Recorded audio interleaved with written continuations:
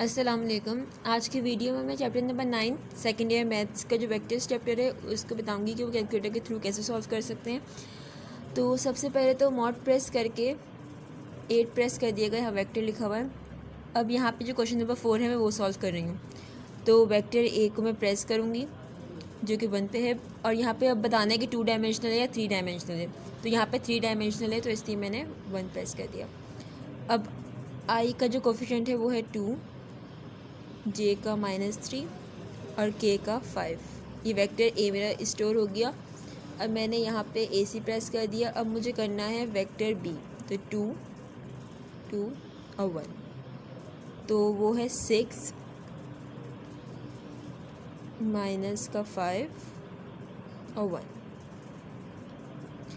अब मुझे निकालना है ए डॉट बी, निकालने को कहा है। तो वेक्टर में 5 पे पहले मैंने शिफ्ट दबा के क्लिक किया और फिर वेक्टर ए शिफ्ट, यहाँ पे 7 पे डॉट है और यहाँ पे 5 और वेक्टर बी, ये इसका आ गया आंसर। सही। अब इसी तरह से दूसरा क्वेश्चन नंबर 5 जो है उसमें इन्होंने v की वैल्यू दी है u की और पूछा है कि 2u + 3v किसके बराबर है।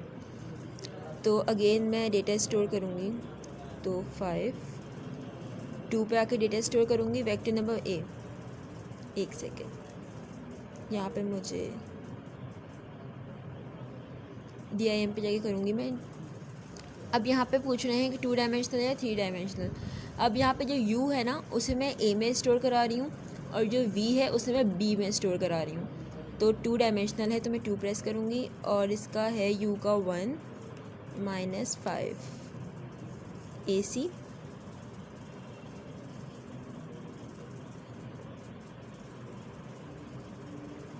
यहाँ पे है v का 2 3।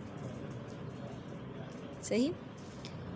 अब मुझे निकालना है 2u + 3v, तो 2 और u की जगह मैंने रखा था वेक्टर a, तो ये रहा वेक्टर a + 3 और v की जगह मैंने रखा है वेक्टर b, तो ये रहा वेक्टर b।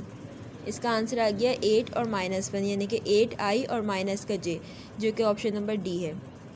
सही।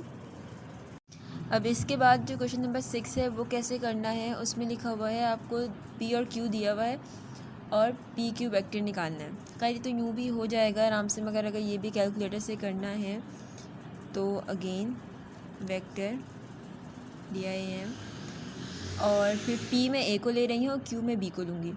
तो वेक्टर ए और 3 डायमेंशनल है तो 3 2 1 -3 AC शिफ्ट 5 2 1, ये है -1 2 4।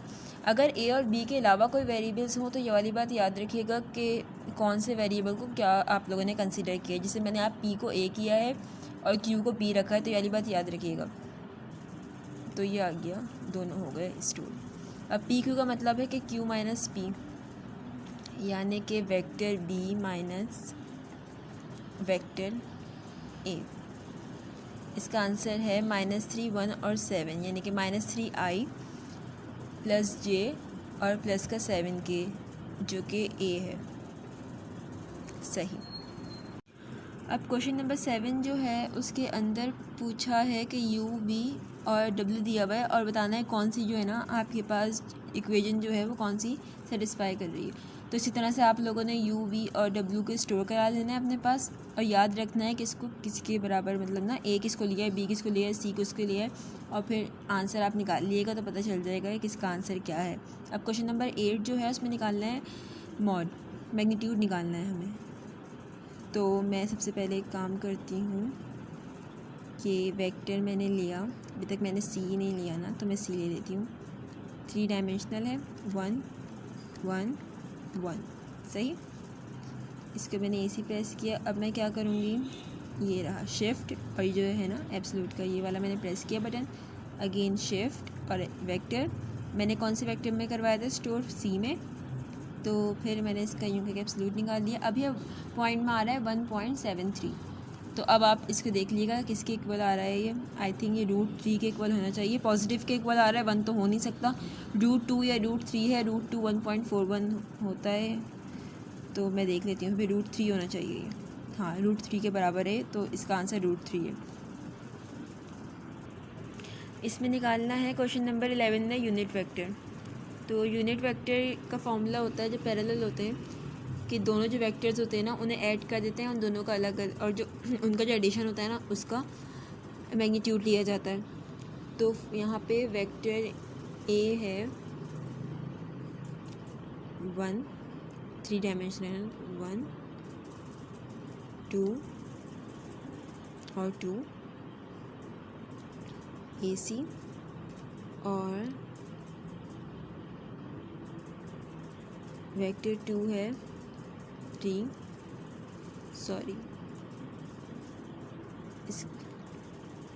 -2 -4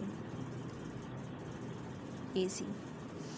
अब इसका क्या होता है कि दोनों को ऐड करना होता है, तो shift 5 vector A plus vector B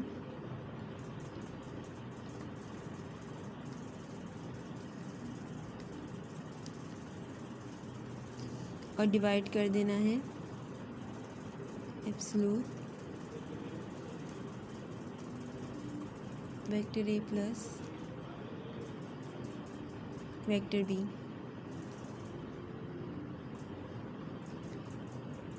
जिसका आंसर आ गया। अब आंसर पॉइंट्स में आ रहा है, क्योंकि जो अपॉन वैल्यूज़ होती हैं उनके पॉइंट में होती है। तो यहाँ पे एक बात तो ये है कि इसमें जे नहीं है, 0 है, इसका मतलब है जे नहीं होगा, और जे इनमें से किसी में भी नहीं है। तो अब यहाँ पे इन्होंने कहा है के की वैल्यू यहाँ माइनस में आ रही है, इसका मतलब है जिसमें के की वैल्यू माइनस में आ रही है वो इसका आंसर है। तो के की वैल्यू सिर्फ ए में आ रही है, तो यही इसका आंसर है। और बाकी अपॉन की जो वैल्यू है आप उसे करके देख लीजिएगा पॉइंट्स में कि क्या उसका आंसर आ रहा है क्या नहीं। इसके अंदर मुझे क्रॉस प्रोडक्ट वाला कोई सवाल अभी दिख नहीं रहा, मगर मैं बता देती हूँ क्रॉस प्रोडक्ट कैसे निकालते हैं। फॉर एग्ज़ाम्पल, अगर एक वेक्टर है और उसकी एक वेक्टर है और उसकी वैल्यू है 1, यही समझ लें 1 2 2। अभी जो मैंने वेक्टर कंसिडर किए थे वही उसके वेक्टर्स हैं। अब क्रॉस प्रोडक्ट कैसे निकालते हैं कि वेक्टर 3, ये मल्टीप्लाई का साइन यूज़ होता है इसके लिए। डॉट प्रोडक्ट के लिए उसमें दिया हुआ होता है 7 पे, मगर यहाँ पे 7 पे दिया हुआ है, मगर क्रॉस के लिए हम मल्टीप्लाई का साइन यूज़ करते हैं, और ये वेक्टर B, इससे इसका आंसर आ जाएगा, ये रहा। इसके बाद है 24 जो क्वेश्चन है वो, जिसके अंदर एंगल निकालना है। अब क्योंकि यहाँ पे सबके आंसर कॉस में दिए हुए, इसका मतलब है कि A डॉट B को अगर आप करेंगे कंसिडर तो उससे हो जाएगा। अगर साइन दिया हुआ होगा तो आपको दोनों करके देखने पड़ेंगे। खैर, अब यहाँ पे अगर मैं फार्मूला लगाऊँ तो फार्मूला होता है कि A dot B is equal to magnitude of A magnitude of B और कॉस थीटा। अब मुझे निकालना है कॉस, तो मैं करूँगी वेक्टर A, मैंने कंसिडर किया 4 -2 प्लस का 4। उसके बाद वेक्टर B है मेरे पास 3 -6 और माइनस का 2, ये A और B होगा। अब मुझे निकालना है कॉस इन्वर्स। अब कॉस इन्वर्स लिखा हुआ है तो मुझे कॉस की वैल्यू निकालने की ज़रूरत नहीं है, बस इसके आगे जो वैल्यू लिखी हुई है वो निकालूंगी मैं। तो वो वैल्यू कैसे निकालते हैं, उसका होता है फॉर्मूला अपॉन, सॉरी यहाँ पे डिवाइड का साइन नहीं आता है, तो vector A dot vector B, इसके बाद divide shift magnitude of vector A जो कि 3 पर है और मैग्नीट्यूड ऑफ वेक्टर B, ये इसका आंसर आ जाएगा 0.38। अब अगेन आंसर पॉइंट में आ रहा है तो आपको चेक करना पड़ेगा कि 0.38 कौन सा है, तो आप इसको निकाल के देख लीजिएगा।